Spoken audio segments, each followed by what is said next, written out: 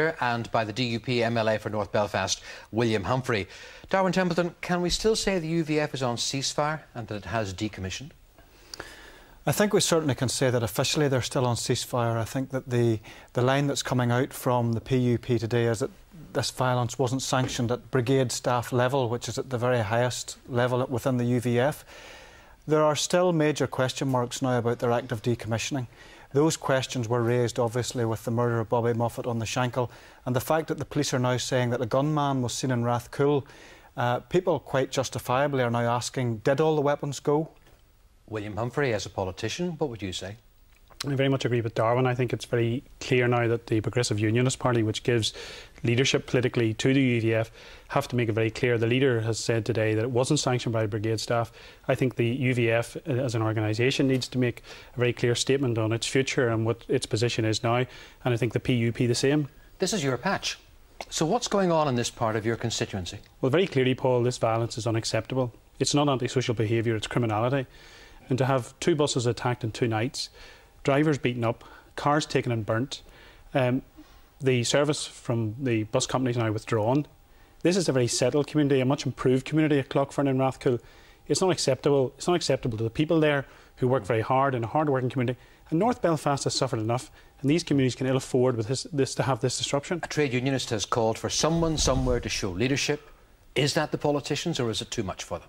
Well, I think it's for everyone in Northern Ireland to work to deliver real peace and stability in the streets of Northern Ireland, and the politicians obviously have a role in that.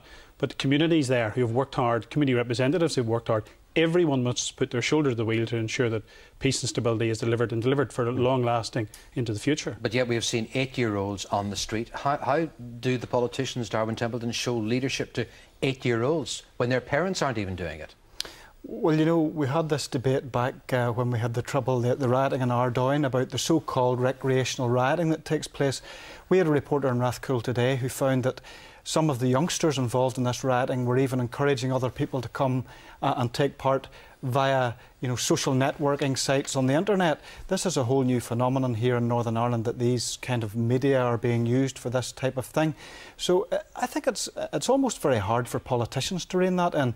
You might as well ask a politician in Glasgow or Manchester what they're doing about it, because the same thing happens there. But is there the leadership in political loyalism then to rein in the UVF? I think there are some very hard-working, very genuine and committed people in the UPRG and the PUP who have a very clear vision where they want to take loyalism.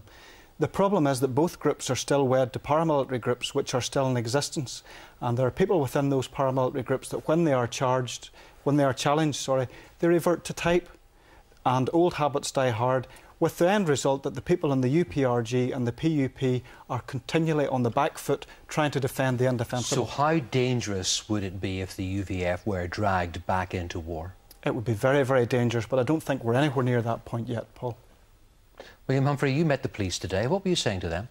Well, we were meeting with the police commander for D Division. We met with him to discuss the operation so far, the operation for tonight and for the rest of the week. We asked him to put resource into the area to deliver normality and peace to the streets. Very clearly, the reaction from the community is the people there, the vast majority of the people there, don't want that. The police have given us assurance that those resources will be made available, and we want the people in the community to work with the police, to give information to the police, and those involved in criminality, because it is criminality, be taken out of our community. Your party leader said that the trouble has to stop. If they're not listening to other politicians, will they listen to the First Minister? Well, I think they should listen to the First Minister, because the First Minister has been working very hard to have inward investment coming to Northern Ireland.